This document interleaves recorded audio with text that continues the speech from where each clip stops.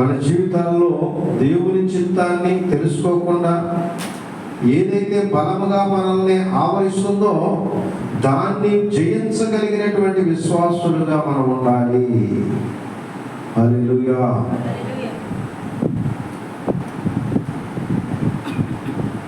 కనుక ఈరోజు సంఘము ఇటు వెళుతుంది. సంఘమా మేల్కోమంటున్నాడు దేవుడు. దేవుని చిత్తం చేయటకే పరుగులెత్తే సంఘంగా ఉండాలి.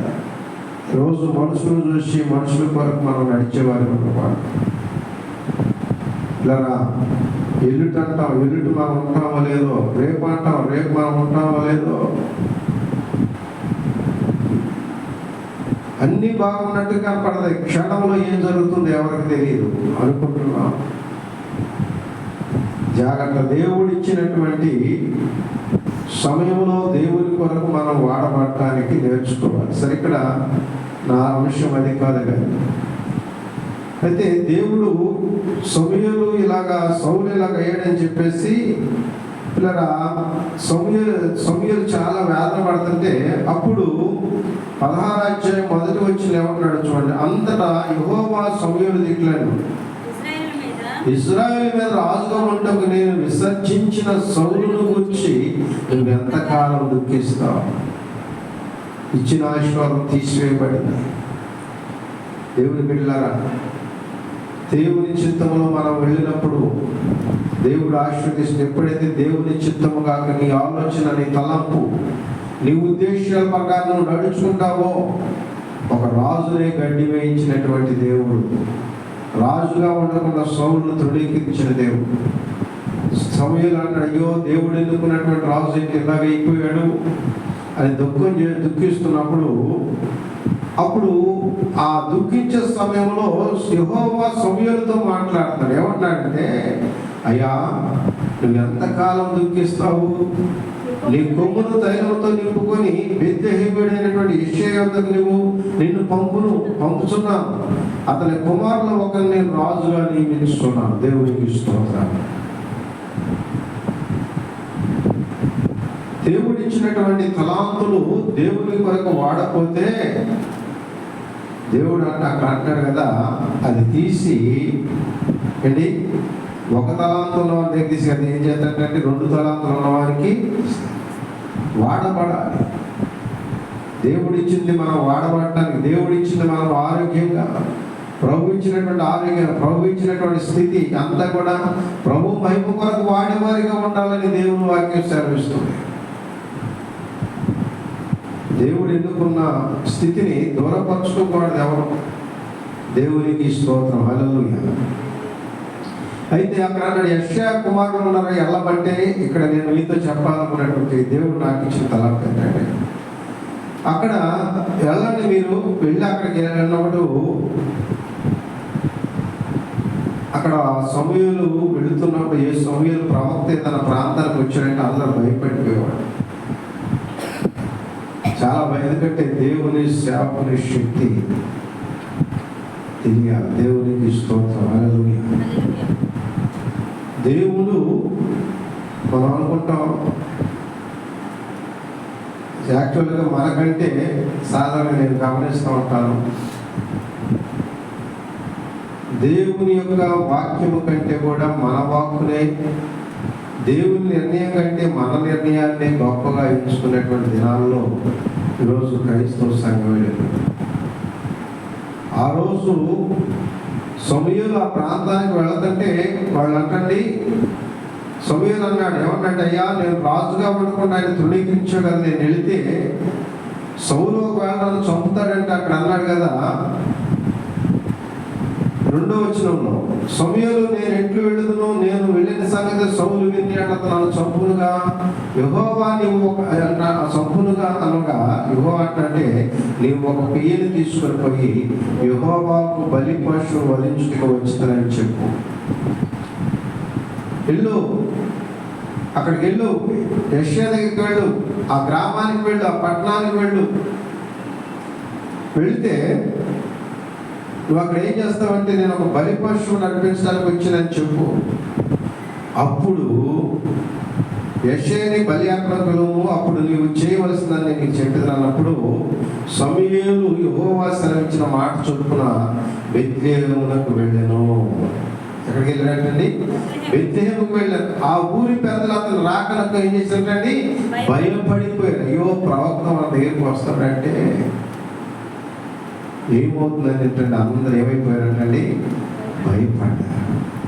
దేవుని భయం, దేవుని భయం, దేవుని సేవకులో దేవుని ఆత్మ ఉంటుంది, దేవుని అభిషేకం ఉంటుంది, దేవుని యొక్క అభిషేకం ఉంటుంది.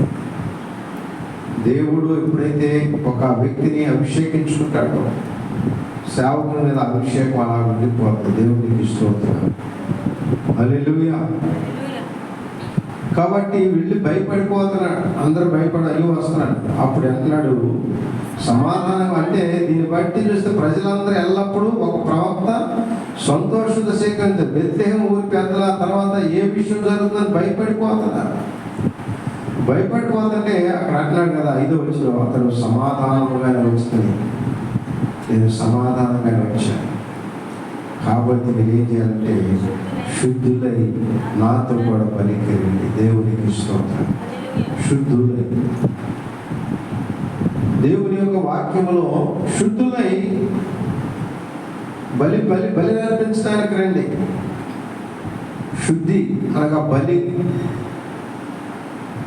యేసుక్రీస్తు వారు బలి అర్పణ చేసి మనందరి కొరకు కూడా ప్రభు పూజన సంస్కారాన్ని మనకి ఇచ్చాడు. దేవునికి స్తోత్రం. ప్రభు బలను మనకి ఇచ్చాడు. యేసుక్రీస్తు ప్రభువారు శిలువ రక్తమును మన కడిగి పవిత్రపరిచి ఆయన అన్నాడు, ఇదిగో పరలోకం నుండి దిగి వచ్చిన జీవాహారం నేనే. అలాగే నా శరీరం తిని నా రక్తము త్రాగువాడే నా యందు ఉంటాడు, నేను వాని యందు ఉంటాను. కాబట్టి ఆ విందును మనము స్వీకరించాలంటే మనం ఏం చేయాలంటే శుద్ధులై ఉండాలి. దేవునికి స్తోత్రం. శుద్ధులై ఉండండి. శుద్ధులై నాతో కూడా రండని చెప్పేసి అతని కుమారులు ఏం చేసింది? శుద్ధి చేసి బలి అర్పించను. దేవునికి స్తోత్రం.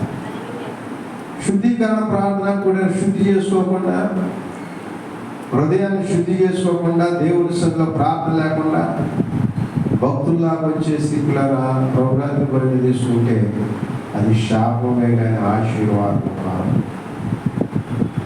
వారి స్తోత్రం. నెలంతట్లో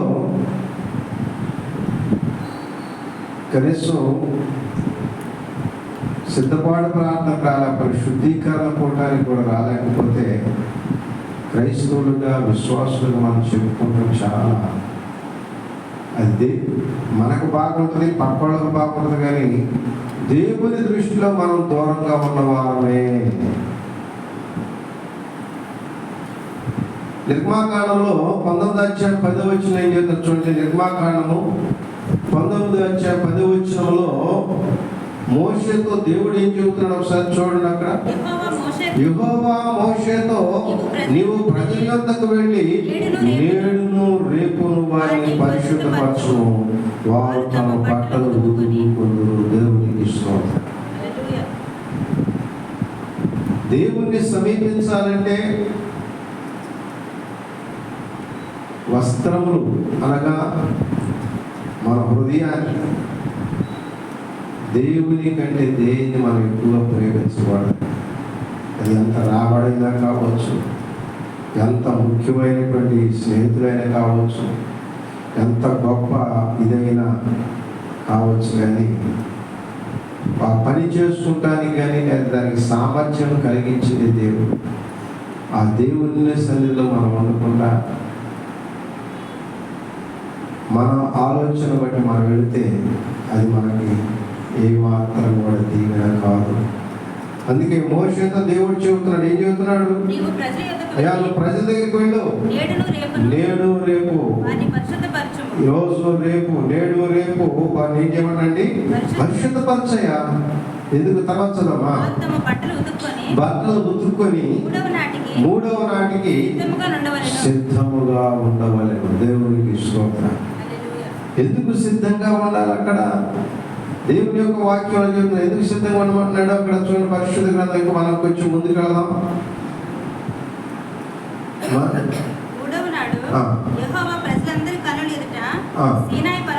సీనాయి పర్వతం మీదకు దిగి వచ్చు. ఈరోజు దేవుని సన్నిధి మనతో ఉండలేదంటే, దేవుడు మనతో మాట్లాడట్లేదంటే, దేవుని కార్యాలు మన జీవితంలో జరగట్లేదంటే కారణం ఏంటంటే మనల్ని మనం శుద్ధి చేసుకోకపోవడం, మనల్ని మన హృదయాలను శుద్ధి చేసుకోకపోవడం. మన హృదయాల్లో శుద్ధి చేసుకోమంటే అరికాలు రెండింటి వరకు తలస్నానం చేయకుండా మన జీవితంలో పిల్లల మనుషులకు కనబడాలని అంటాడు. కొందరు అంటే మనుషులకు కనబడవాలని వారి ముఖాలు అంటే వికారం చేసుకుంటారంట, ఉపవాసం ఉన్నారు. ఆయన అంటాడు కదా, మీరు మీ కంఠస్వరము పరమున వినబడినట్లుగా మీరు ఉపవాసం ఉండరు. దేవుని సన్నిధిలో చాలా జాగ్రత్తగా ఉండాలి. ఎందుకంటే దేవునికి నీ పట్ల ఒక ప్రణాళిక ఉంటుంది. నమ్మినా నమ్మకూడదు. దేవునికి ఒక నీ పట్ల ఒక ఉన్నత ప్రణాళిక ఉంది. ఆ ప్రణాళిక నీలో స్థిరపరచబడాలి. ఆ ప్రణాళిక నీ పట్ల నెరవేర్చబడటానికి దేవుడు నిన్ను ఎన్నుకున్నాడు. కనుక ఇక్కడ దేవుని వాక్యం సెలవిస్తుంది. ఏం చెప్తుందంటే పిల్లలు అక్కడ చదవండి మళ్ళా. ప్రజల యొద్దకు వెళ్ళి నువ్వు ప్రజల యొద్దకు వెళ్ళి నేడు రేపు వారు తమ బట్టలు ఉదుక్కున్నాను. మూడవ నాటికి వారు ఏం చేయాలి? సిద్ధముగా ఉండవాలను. మూడవ నాడు యెహోవా ప్రజలందరి కన్నుల ఎదుట సీనాయి పర్వతం మీద దిగు. దేవునికి స్తోత్రం. ఒక సంఘము సిద్ధపడి శుద్ధి చేసుకొని దేవుని సన్నిధిలో పరిశుద్ధంగా ఉంటే దేవుడు అంటే వారి మంచి పరిస్థితి. 12వ వచనం మనం చూసినట్లయితే, నువ్వు చుట్టూ ప్రజలకు మేరలు ఏర్పరిచి మీరు ఈ పర్వతం ఎక్కవద్దు, దాని అంచును ముట్టవద్దు, భద్రం సుమి. ఈ పర్వతం ముట్టు ప్రతివాడు మరణశక్తి తప్ప అనుకోండి. శుద్ధి లేకుండా పౌరాత్మ భోజనం తీసుకుంటే వాళ్ళ అభివృద్ధి అయిపోద్ది, వాళ్ళ ఆశీర్వాదం అయిపోద్ది, వాళ్ళ ఆరోగ్యం పాడైపోద్ది. మనం అంటే నేను చెప్పకూడదు ఈ మాటలు, తెలియాలి కాబట్టి చెప్తున్నాను. అన్ని విషయాల్లో నష్టపోతారు. ఎప్పుడు ఇక్కడ అంటే పర్వతం ముట్టొద్దు అంటున్నాడు. ముట్టితే ఏమవుతారంటమ్మా? ఎక్కవద్దు, ముట్టవద్దు, భద్రము సుమి. ఏమైందంటండి? అందుకంటే ఎవడు అయోగ్యముగా ప్రభు యొక్క శరీరము తిను తాగును వాడు ప్రభు యొక్క శరీరము వచ్చి ఏమవుతాడంటండి? అపరాధి అవుతాడు. అందుకే మనం పరీక్షించుకుంటానికి, నిన్ను నువ్వు శుద్ధి చేసుకుంటానికి, నిన్ను నువ్వు ఆశీర్వాదకరంగా నిన్ను ప్రభు సన్నిధిలో ఆయన మహిమను చూడటానికి, ఆయన శక్తిని, ఆయన యొక్క ప్రభావం నీలోకి రావాలి, ఆయన శక్తి నీలో నింపబడాలి. 14 వచనం అంటాడు, అప్పుడు మోషే పర్వతం మీద ప్రజల వద్దకు దిగి వచ్చి ప్రజలను పరిశుద్ధపరచగా వారు తమ బట్టలు ఉతుక్కొని అప్పుడు 3వ నాటికి సిద్ధముగా నుండి ఏ పురుషుడు స్త్రీని చేరకూడదని చెప్పాను. 3వ నాడు ఉదయమైనప్పుడు ఆ పర్వతం మీద ఉరుములు, మెరుపులు, సాంద్ర మేఘము, ఘోర యొక్క మహాధ్వని కనుక పాళెములోని ప్రజలందరూ కూడా ఉనికి దేవునికి ఇష్టం. ఎప్పుడైతే విశ్వాసిగా, ఎప్పుడైతే ఒక సంఘము ఈ కార్యక్రమం లేదా ఈ పరిశుద్ధతను, ఈ యొక్క స్థితి కలిగి ఉంటారో అప్పుడు దేవుని మహిమ మన మధ్య కనపడుతుంది. కనుక పిల్లలు అక్కడ దేవుని యొక్క వాక్యంలో మనం చూసినప్పుడు 18వ వచనం అంటాడు, యెహోవా అగ్నితో సీనాయి పర్వతం మీద దిగి వచ్చినందున అదంతా ధూమమయమై ఉండెను. దాని ధూమము కొలిమి ధూమం వలె లేచెను. పర్వతమంతా మిక్కిలి కనిపించెను. ఆ బోరధ్వని అంతకంతకు బిగ్గరగా మ్రోగాను. మోషే మాట్లాడగా దేవుడు కంఠస్వరం చేత అతనికి ఉత్తరమిచ్చాడు. కనుక శుద్ధి కలిగి సంఘం అంతటి ప్రక్కన పెట్టడం, శుద్ధి కలిగి మనము ఎవరికి వారంగా ప్రభు సన్నిధిలో ఉన్నప్పుడు దేవుని యొక్క మహిమ నీలోకి వస్తుంది, దేవుని శక్తి నీలోకి వస్తుంది, దేవుని అభిషేకం నీలోకి వస్తుంది, ఆయన యొక్క ఆత్మ నిన్ను ఆవరిస్తుంది. ఆయన యొక్క ఎప్పుడైతే ఆత్మ నీ మీదకి వస్తుందో, ఎప్పుడైతే ఆయన యొక్క అభిషేకం నీలో ఉంటుందో, అభిషేకం ఉండదంటే మనం కేవలం భాషలో మాట్లాడితేనే అభిషేకం వచ్చినట్లుగా మనం తలాల్చుకోవాలి. దేవుని అభిషేకము, దేవుని యొక్క ఆత్మ అందరికీ భాషలు ఇవ్వదు, అందరికీ స్వస్థపరిచే వరం ఇవ్వదు, అందరి పిల్లలు వాక్యం చెప్పే వరం ఇవ్వదు, అందరి పిల్లల పాటలు పాడేవారు ఒక్కొక్కరికి ఒక్కొక్క వరాన్ని దేవుడు ఇస్తాడు. అది ఇవ్వబడినది నీవు సరిగా ప్రభు సన్నిధిలో వాడినప్పుడు దేవుడు ఏం చేయాలంటే మహిమ కలిగిన పాత్రగా, జీవము కలిగిన పాత్రగా, నీలో నీకే పరిపూర్ణమైన ఆనందం, నీలో నీకే సంపూర్ణ సంతోషం, అది పట్టణపు సఖ్యము కానటువంటి ఆనందం, ప్రభుతో ఉన్నటువంటి ఆ ఆనందము ఊహించలేదు.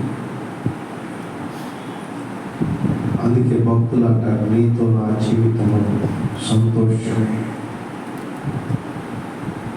కనుక పిల్లరా, ఆయనతో ఉన్నటువంటి అనుబంధం, వ్యక్తిగతంగా ఆ అనుబంధాన్ని, ఆ సంబంధము, ఆ మహిమను మనం అనుభవించాలి. ఒక నిజ క్రైస్తవునిగా వ్యక్తిగత రిలేషన్, ప్రభుతో ఒక ప్రత్యేకమైన సంబంధాన్ని మనం కలిగి ఉండాలి. ఈరోజు జనుల చేత పొగడబడే ఆ స్థితి మనకు కాదని, ప్రభువు చేత మనము గణపరచబడేటువంటి స్థితి మనం కలిగి ఉండాలని దేవుని వాక్యం మనకు తెలియజేస్తుంది. దేవునికి మహిమ కలుగును గాక. హల్లెలూయా. కనుకలారా, దేవుని యొక్క వాక్యంలో మనం చూసినట్లయితే ఇలా ఒక మాట మనం చదువుతాం. పరిశుద్ధ గ్రంథం నుంచి ఒక మాట చదువుదాం. తీతు పత్రిక 2:14 వచ్చిన చదువుతాం. తీతు పత్రిక 2:14 ఆయన సమస్తమైన దుర్నీతి నుండి, తీతుకు 2:14 మరలా చూడండి. తీతు పత్రిక 2:14 ఆయన సమస్తమైన దుర్నీతి నుండి మనల్ని విమోచించి సత్క్రియలందు ఆసక్తి గల ప్రజలను తన కోసము పవిత్రపరచుకొని తన సొత్తుగా చేస్తున్నట్టుకు తను తానే మన కొరకు అర్పించుకున్నాడు. మనం చాలా జాగ్రత్తగా, సత్క్రియలందు ఆసక్తి కలిగినటువంటి జనాంగాన్ని దేవుడు ఎన్నుకున్నాడు. ఈరోజు లోకము దుష్క్రియలందు ఆసక్తి కలిగి ఉంటుంది, శరీర క్రియలందు ఆసక్తి కలిగి ఉంటుంది. అలాంటి వారిని దేవుడు ఎన్నుకోలేదు. ఎవరైతే సత్క్రియలు, మంచి క్రియలు చేయడానికి ఆసక్తి కలిగి ఉంటారో అలాంటి వారిని అంటే ఏం చేసినటువంటి దేవుడు సత్క్రియలందు ఆసక్తి కలిగిన ప్రజలను తన కోసము పవిత్రపరుచుకొని తన సొత్తుగా చేసుకున్నట్టుకు తను తానే మన కొరకు అర్పించుకునేను.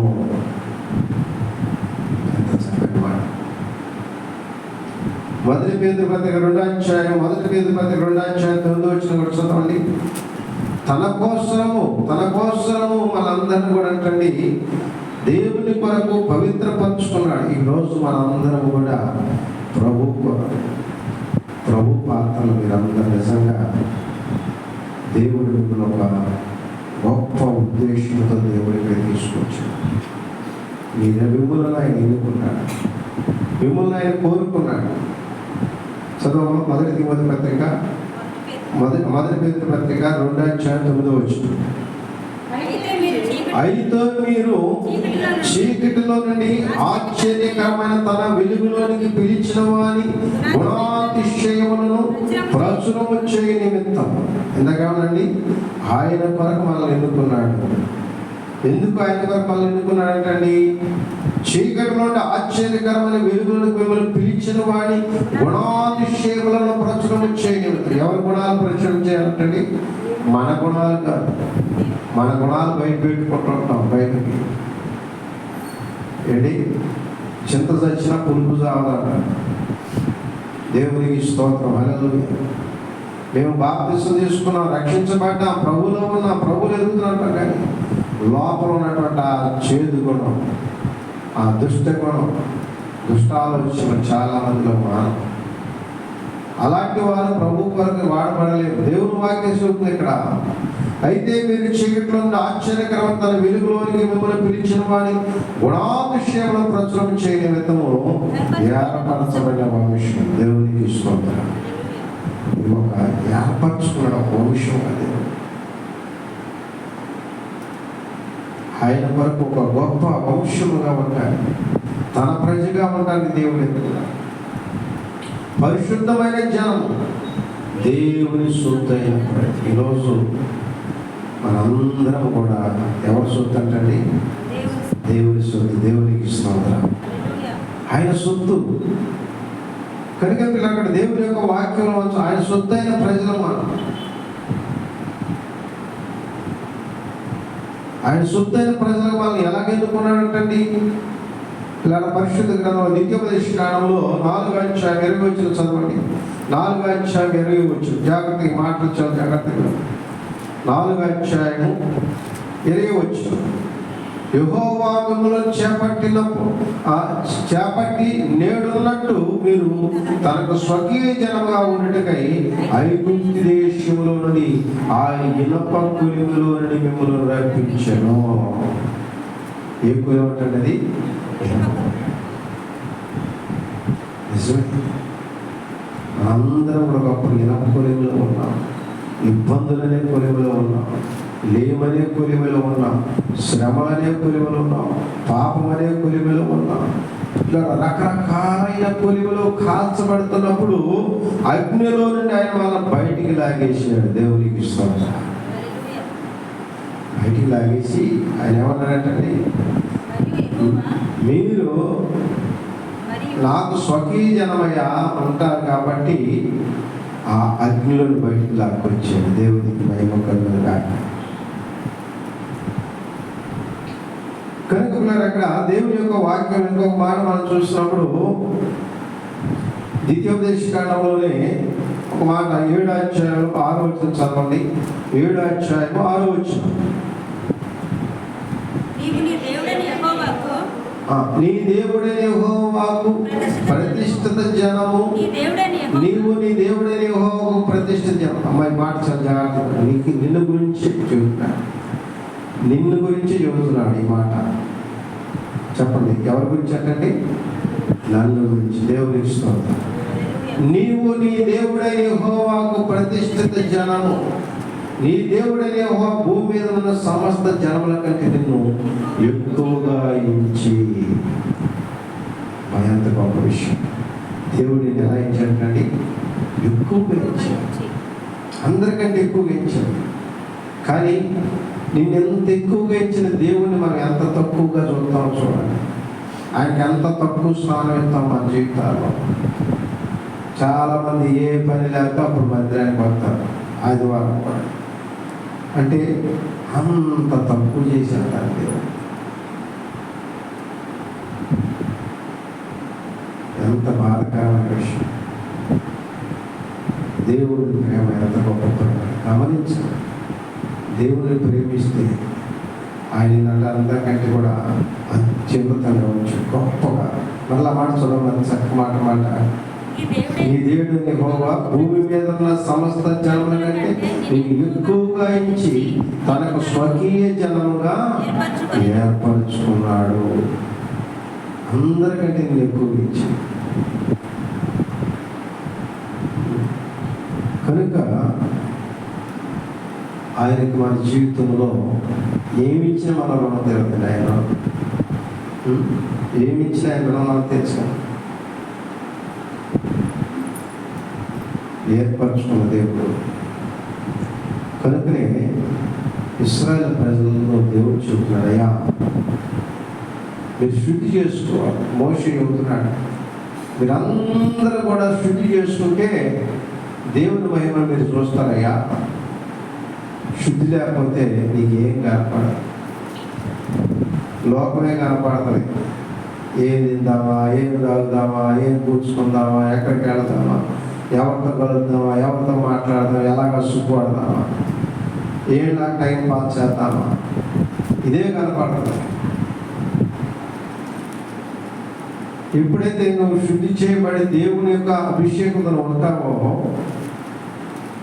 దావీదు అంటాడు, ఏమంటాడండి, నేను దేవుని మందిరానికి ఎప్పుడు వెళ్ళను, ఆయన సన్నిధిలో నేను ఎప్పుడు కనపడతాను, నీ మందిర ఆవరణలో చూడవాలని నా ప్రాణము ఆశతో ఏం చేద్దానండి, జీవములైన దేవుని దర్శించుటకు నా ప్రాణము నా శరీరము కేక వేయుచున్నది. దేవునికి స్తోత్రం. ఆత్మీయ యొక్క బాధ్యత, ఆత్మీయ అలాంటి ఆసక్తి, అలాంటి ఆతృత ప్రభు కొరకు కావాలి. కనుకనే పిల్లరా శుద్ధి చేసుకోండి. దేవుని మహిమను చూస్తున్నప్పుడు దేవుని మహిమ దిగి వచ్చింది. ఆ ప్రాంతం అంతా ఏమైనట్టండి, కంపించేసి. కనుక ఇక్కడ యెషయా మరి సమూయేలుతో దేవుడు మాట్లాడేది, ఇల్లయ్యా వాళ్ళందరూ శుద్ధి చేసుకోమను, వాళ్ళందరూ శుద్ధి చేసుకుంటే అప్పుడు నేను వారితో ఏం చేస్తున్నానండి, మాట్లాడతాను. దేవునికి స్తోత్రం. కనుక అక్కడ చెప్పినటువంటి మాటలు బట్టి పిల్లలు అక్కడ మనము దేవుని యొక్క వాక్యంలో మనం చూసినప్పుడు మొదటి సమూయేలు గ్రంథము ఒకసారి మా మాటలు వెళ్దాం. 16వ అధ్యాయం, మొదటి సమూయేలు 16వ అధ్యాయము 5వ వచనం. సమాధానముగానే వచ్చితిని, మీరు శుద్ధులై నాతో కూడా యెషయాని అతని కుమారులను శుద్ధి చేసి బలి అర్పించాడు. దేవునికి స్తోత్రం. కనుక పిల్లరా దేవుని బిడ్డలమైన మనము శుద్ధి చేసి దేవునికి మనం ఇచ్చే బలి ఏంటండి అండి, మనందరం అంటే జెహోవా బలులు అర్పిస్తున్నాము అంట. ఏ బలులు అండి? జెహోవా. జెహోవా అంటే ఏంటి? నాలుగు అర్పించే బలులు ఏమని? దేవునికి నాలుగు అర్పించే బలులు ఏంటంటే స్తుతియాగం. స్తుతియాగం చేయవాడు నన్ను మహిమపరచుచున్నాడు. కనుక దేవుడు మన హృదయంలో ఎప్పుడైతే శుద్ధి చేయబడుతుందో నిజమైన ఆరాధన వస్తుందండి, నిజమైన ఆరాధన వస్తుంది. చిన్న మాట, పరిశుద్ధ గ్రంథంలో పరిశీలన అంటండి, యేసు ప్రభు అని ఎందుకు రమ్మని పిలిచినారు. యేసు ఇంటికి రమ్మని పిలిస్తే వచ్చి కూర్చోవాలి. చాలామంది కూడా సేవకుడికి ప్రథమ స్థానం ఇవ్వడం మర్చిపోతారు. సేవకుడే దేవునికి స్తోత్రం. హల్లెలూయా. ప్రతిదానిలో కూడా అది నేను కోరుకోలేనిది వారు అందరికీ వారు తెలుసుకోవాలి. ఏ విషయంలోనైనా అన్ని విషయాల్లో సేవకులకు ప్రథమ స్థానం ఇవ్వాలి. దేవునికి స్తోత్రం. అంటే నేను కొంతమంది గెస్టులు పిలుచుకుంటారు, చూసారా? వాళ్ళందరికీ చూసిన తర్వాత సేవకులకు చూస్తూ ఉంటారు. చూడొద్దని నేను అన్నగా, కానీ అక్కడ మొదట దేవునికి స్థానం ఇవ్వాలి. దేవునికి స్తోత్రం. హల్లెలూయా. మొదటిగా యేసు ప్రభువుని పిలిచిన పరిసయ్యుల భక్తి అన్నమాట. పరిసయ్యుల భక్తి వచ్చేయడమే, మేము పిలిస్తే ఆయన రావడమే గొప్ప, ఆయన వినడమే గొప్ప. కూర్చోబడే పర్లేదు, తర్వాత చూద్దాం. అని చెప్పేసి కొన్నిసార్లు లాస్ట్ వరకు కూడా పట్టించుకోరు. అయితే ఇక్కడ దేవుని యొక్క వాక్యములో మనం చూసినప్పుడు ఒక పాపాత్మురాలైనటువంటి స్త్రీ అక్కడికి వచ్చి ఆయన పాదాల దగ్గర నిలబడి ఏం చేసిందంటే కన్నీటితో ఆయన పాదాలు కడిగి ఏం చేసినట్టండి, కన్నీటితో పాదాలు కడిగి తల వెంట్రుకలతో పాదాలు తుడిచింది. అప్పుడు ఆ పరిసేయుడు అనుకుంటున్నాడు, అయ్యో ఈనేంటి పాపులతో పట్టు ఆ పాపాత్మరాలు పట్టుకుంటూ చూస్తూ ఉన్నాడు అని చదువుకుంటప్పుడు ఆ ప్రభువారు అన్నారు, అయ్యా నేను నీ ఇంటికి వచ్చిన కనీసం నాకు కాళ్ళు కడుక్కోవడానికి నీళ్లు కూడా ఇవ్వలేదు. రోజు యేసు ప్రభువారు కొంతమంది గృహకూడికలు పెట్టుకుంటారు, కింద మీద తిరుగుతాడు. వాళ్ళు వస్తున్నారు వీళ్ళు వస్తున్నారు, వాళ్ళ కోసం వీళ్ళ కోసం ఎదురు చూడటం సరిపోద్ది. కానీ నీ కుటుంబ సమేతంగా మొదట నువ్వు దేవుని సన్నిధిలో కూర్చొని దేవుని మహిమపరచాలని, దేవుని ఘనపరచాలని ఆలోచన ఎవరికైనా ఆన్లైన్లో పడకండి. చెబుతున్నాను వాస్తవం. మన గృహంలో కూడికి పెట్టుకుంది నీ ద్వారా, నీ కుటుంబం ద్వారా దేవునికి మహిమ కలగాలి, కానీ ఆలయాలను మహిమపరచడానికి కాదు. వాస్తవా కాదు? ఎవరికి మహిమ కలగాలి? కొంతమంది మనుషులకు స్తుతి కలిగేస్తుంటారు, మనుషులు కనపడుతూ ఉంటారు. మనుషులు కాదు, ఘనత కావాలి, దేవునికి మహిమ కావాలి, దేవునికి స్తోత్రం. హల్లెలూయా. కనుక ఈ దేవునికి ఇవ్వవలసినటువంటి స్థానాన్ని దేవునికి ఇవ్వకపోవటం వలన అక్కడ ఆ స్త్రీ కనికరించబడేది. నువ్వు ఇంటికి పిలిచి వాళ్ళు పట్టించుకోలేదే. నీ కొరకు 24 గంటలు అవకాశం ఉన్నప్పుడు ఇలా ప్రార్థన చేసేవాడు సేవకుడేది. హాయంటే హాయంగా వెళ్ళేవాడు. కానీ నేను అనుకుంటాను చాలామంది కుటుంబంలో చాలాసార్లు మన తల్లిదండ్రుల కంటే బయట తల్లిదండ్రులు బాగా నచ్చుతారు మనకి, మన పిల్లల కంటే బయట పిల్లలు బాగా నచ్చుతారు. అంటే మన ఇంట్లో భార్య కంటే బయట వాళ్ళు మనకు అందంగా కనపడతారు, మన ఇంట్లో భర్త కంటే బయట వాళ్ళు అందంగా కనపడతారు చాలామంది. అది చాలా తప్పు. దేవునికి స్తోత్రం. హల్లెలూయా. తండ్రి దేవునికి స్తోత్రం చెబుతాం. హల్లెలూయా. కనుక ఇక్కడ దేవుని యొక్క వాక్యంలో మనం చూసినప్పుడు అక్కడ వారందరిని శుద్ధి చేయపరిచాడు. దేవుడు ఇచ్చినటువంటి ఆశీర్వాదమును సౌలు పోగొట్టుకున్నాడు. దేవుని చిత్తంలో దేవుని ఆలోచన బట్టి నడవలేదు, పోగొట్టుకున్నాడు. కానీ దేవుడే పోగొట్టుకున్నటువంటి ఆ స్థానాన్ని పోల్చాడు. దేవుడు అన్నాడు, ఈ కొమ్ము తగ్గి కొమ్ములో నూనె తైలం పూజ చేసుకుని వెళ్ళయ్యా, వెళ్ళి అక్కడ నువ్వు వారందరినీ శుద్ధి చేయమన్నాడు. శుద్ధి చేసిన తర్వాత నేను నీకు ఒక కార్యం తెలియజేస్తాను. పిల్లరా, ఇక్కడ మనం తెలుసుకోవాల్సిన సత్యం ఏంటంటే, ఎప్పుడైతే మన హృదయాన్ని పూర్తిగా శుద్ధి చేసుకుంటామో అప్పుడు దేవుని ప్రణాళిక మనకి బయలుపరచాలి. లోక సంబంధంగా లేక మన ఆలోచనను బట్టి ఆలోచించినంత కాలము దేవుని ప్రణాళిక మనకు తెలియనేది.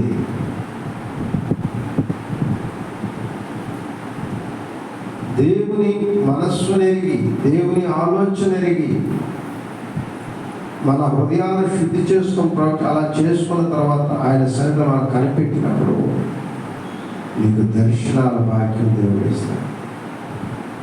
ఎప్పుడైనా దర్శనం చూశారు? అక్కడ దర్శనం చూసిన కాబట్టి దేవుడి స్తోత్రం చెప్పండి. హల్లెలూయా. దర్శనం చూసినవాడు, దేవుని స్వరమైన వారు ఉన్నారు. కళ్ళలో కానీ వాక్యం ద్వారా కానీ దేవుడు నాతో మాట్లాడుతున్నారా? కనుక దేవుని యొక్క ప్రణాళిక ఇవ్వాలని దేవుడు అందరికంటే నిన్ను గొప్పగా ఇచ్చాడు. దేవునికి స్తోత్రం. గట్టిగా స్తోత్రం చేద్దాం. హల్లెలూయా. కనుక దేవుని బిడ్డలమైన మన జీవితంలో దేవుని బిడ్డమైన మన జీవితంలో రేపు పరిశుద్ధ వారం ప్రభురాత్రి భోజనంలో పాల్పంపులు పొందే మనం క్రీస్తు రూపంలోకి మార్చబడాలి. ఎప్పుడు ఇదే చెబుతారు, ఇప్పుడు ఇది చెప్తే దేవుడు కోరేదే అది. ఇది వజ్రాలు మాట్లాడు, వైద్యులు మాట్లాడితే ఇంకోటి మాట్లాడి ఇంకోటి దేవుడికి మాట్లాడు. కానీ మనం ఏది చేసినా ఏమి ఇచ్చినా మన హృదయం శుద్ధి లేకపోతే, మన హృదయం ప్రభువు నివాసయోగ్యంగా లేకపోతే, మన హృదయంలో ఆయన లేకపోతే, నా హృదయంలో ఆయన లేకపోతే నేను ఎంత బోధించినా నేను వెళ్తుంటే, ఆయన ఇష్టము ఆయన చిత్తము మనలో లేకపోతే, ఆయన వాక్య ప్రకారమైన జీవితం నాలో లేకపోతే నేను కూడా వెళ్తుండే. కనుక ప్రభు యొక్క ఉద్దేశం ఏంటంటే, నేను అందరికంటే గొప్పగా ఎంచుకున్నాను బాబు, అమ్మా అందరికంటే నేను గొప్పగా ఎంచాను, నువ్వు తక్కువదాని కాదు, తక్కువ వాడవు కాదు. నా క్రియలు నీ ద్వారా బయలుపరచబడాలి, నా వెలుగు నీ ద్వారా బయటకు వెళ్ళాలి, నా చిత్తము నీ ద్వారా బయలుపరచబడాలి, నా శక్తి నీ ద్వారా ఇతరులకు కనబడాలి. అది దేవుని యొక్క ప్రణాళిక. దేవునికి స్తోత్రం. హల్లెలూయా. కనుకలరా దేవుని యొక్క వాక్యంలో చూపించినట్లయితే ఆయన అంటాడు, ఒక్కొక్కరు దేవుడికి తీసుకురామంటాడు. శుద్ధులైన వారు అంటే ఎలియాబును చూసి నిజముగా యెహోవా అభిషేకించిన వాడు ఇతడే అనుకుంటాడు.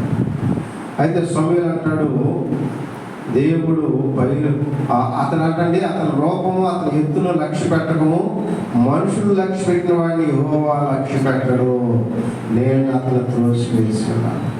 పై రూపము లక్ష్య పెట్టి మనుషులు ఏం చేస్తారంటండి, సూటు బూటు వేసుకున్న వాళ్ళు లక్ష్య పెడతారు. దేవుడికి స్తోత్రం. మనుషులు పై రూపాన్ని లక్ష్య పెడతారు.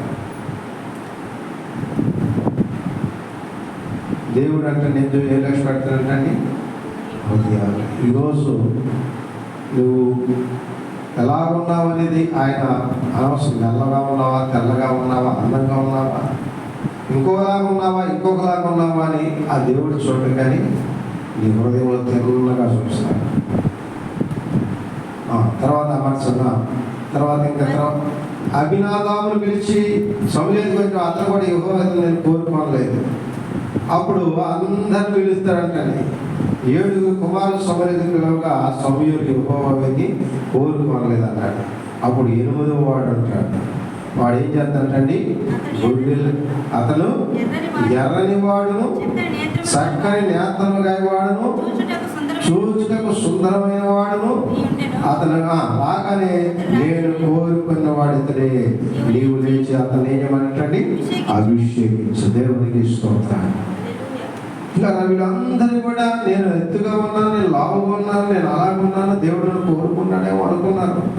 కానీ నిస్వార్థమైన హృదయం కలిగి శుద్ధి కలిగినటువంటి దైవ భయం కలిగినటువంటి దావీదును దేవుడు ఎన్నుకున్నాడు. అలాగే ఈరోజు నిన్ను కూడా దేవుడు ఎన్నుకున్నాడు. దేవుడు నిన్ను కూడా అభిషేకిస్తున్నాడు. దేవుడు నిన్ను కూడా ఆశీర్వదిస్తున్నాడు.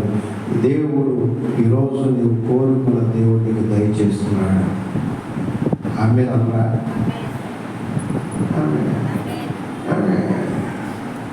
గట్టిగా దేవుడు మీరు కోరుకున్న దయచేస్తున్నాడు. హల్లెలూయా. దేవుని సేవకుని చెబుతున్నాను, నీ హృదయ ఆలోచన యావత్తు దేవుడు సఫలపరచుగాక. కనుక ఈరోజు ఇది ధన్యులు. దేవుని సన్నిధికి మీ అందరినీ దేవుడు అభిషేకించి, ఆయన అభిషేకం మీ అందరి మీద ఉంది. దేవుని ఆత్మ మీతో మాట్లాడుతున్నాడు. పరిశుద్ధాత్మ దేవుడు మీతో ఉన్నాడు. ఆయన ఆనాడు ఇశ్రాయేలు ప్రజల మధ్యకి ఎలాగైతే మేఘాలుడై లేకపోతే బలమైనటువంటి అభిషేకం, బలమైనటువంటి గాలి ఆయన ప్రత్యక్షమయ్యాడు, ఈరోజు మీ కుటుంబాల్లో ఆయన అద్భుతమైన కార్యాలు చేయగాక. దేవుడు గొప్ప కార్యాలను గుర్తించుగాక. రేపు ప్రభు యొక్క బలను యోగ్యమైన రీతిలో మనం ప్రవేశిస్తున్నాం. దేవుడు ప్రత్యేకంగా దర్శిస్తున్నాడు. ఎందుకంటే చిన్న మాట చెప్పి చేస్తాను. ఇప్పటికి చాలా సమయం అయింది. ఒకరోజు యేసుక్రీస్తు ప్రభువారు ఆయన తిరిగి లేచిన తర్వాత అమ్మాయి మార్గంలో వెళుతుంటే యేసు ప్రభువారు కూడా వాళ్ళతో కలిసి నడుస్తూ ఉన్నారు. కలిసి నడుస్తున్నప్పుడు అయ్యా మీరు యెరూషలేము జరిగి మీకు తెలియదా అని చెప్పేసి ఏమో మాట్లాడుతూ ఉంటారు. నేను ఒక్కడికే తెలియదు ఇవన్నీ అంటూ నడుస్తూ ఉంటారు. అప్పుడు యేసు ప్రభువారు ఏం చేశారంటే, యేసు ప్రభువారు వారితో నడుస్తున్నారు కానీ వాళ్ళు గుర్తుపట్ల ఆయన ఒక రొట్టెను విరిచి వాళ్ళకి ఇచ్చాడు. అది తినగానే వారు కన్నులు తెరవబడి యేసు ప్రభువును గుర్తించారు. దేవునికి స్తోత్రం. హల్లెలూయా. రేపు ప్రభు యొక్క బలంలో ఆ రొట్టె విరిచి మనం తీసుకొచ్చినప్పుడు మన కన్నులు తెరవబడి ప్రభువు యొక్క శక్తిని గుర్తించుదుము గాక, ప్రభు మహిమను గుర్తించుదుము గాక, ప్రభు యొక్క అభిషేకము నీ మీదకి వచ్చును గాక. ప్రార్థన చేసుకుని అందరి తలలు వచ్చి మరి మనందరం ఎవరికి వారుగా కొద్ది నిమిషాలు శుద్ధి చేసుకుందాం. ప్రభువుని అడుగుదాం. ప్రభు నన్ను తండ్రి మీ సాక్షిగా ప్రభు నీ బలమైన సాధన ప్రభు నన్ను కూడా వాడుకోలేగా. అయ్యా నాకు తెలియకుండా నా అంతరంగంలో ఏ లోపములు దాగి ఉన్నావో ఒకవేళ నేను వాటిని ఎక్కడ నేను తొలగిపోయి ఉన్నాను, ఎక్కడ ఆగిపోయి ఉన్నానో ప్రభు నన్ను క్షమించను అంటే నన్ను క్షమించను. నీకు ఇష్టమైన పాత్రగా నన్ను వాడుకోండి. నీ చిత్తము నాలో జరిగించు ప్రభా. పనికొచ్చే పాత్రగా నన్ను వాడుకో ప్రభా. మనం శుద్ధి చేసుకుంది శుద్ధీకరణ కూడా కాబట్టి మనందరం ఒక్క 5 నిమిషాలు ఎవరికి వారు మోకాలు కలిపి మరి శుద్ధి చేసుకున్న తర్వాత ప్రభు సన్నిధిలో ఒక ఇద్దరు ప్రార్థన చేసి మనం ముగించుకుందాం. ప్రేస్తున్నాం. హల్లెలూయా. ఎవరికి వారు ప్రార్థించి నోరు తెరిచి ప్రార్థించారు.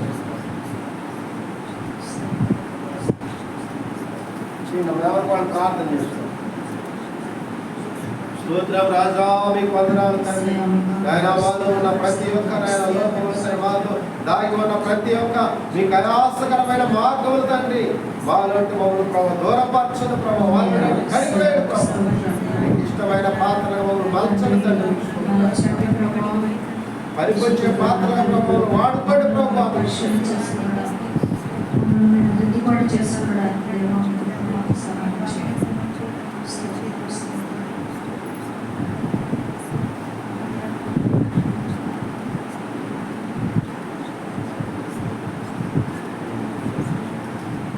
అందరూ కూడా ప్రార్థన చేసుకుని ఎవరికి వారు వ్యక్తిగతంగా మన హృదయాలు శుద్ధి చేసుకుందాం. ప్రభు సన్నిధిలో ప్రభు నీతో మాట్లాడుగా దేవుని దర్శించుగా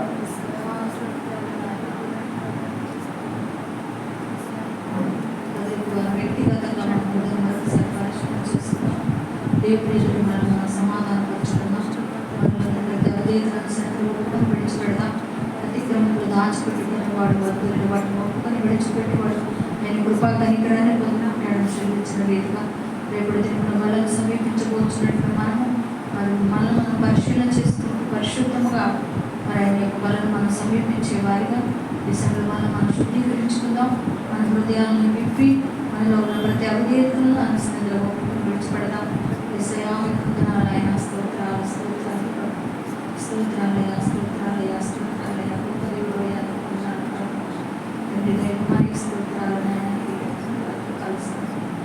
దేవాసాలు రాజు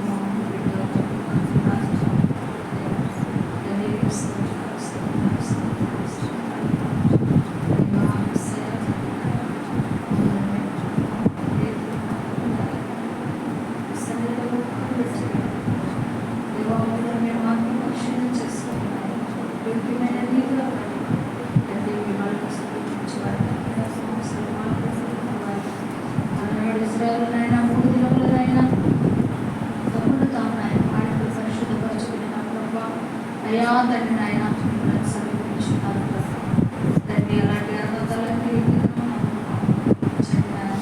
రాత్రికాల సమయంలో ప్రభావ మమ్మల్ని విమర్శిస్తున్నారు.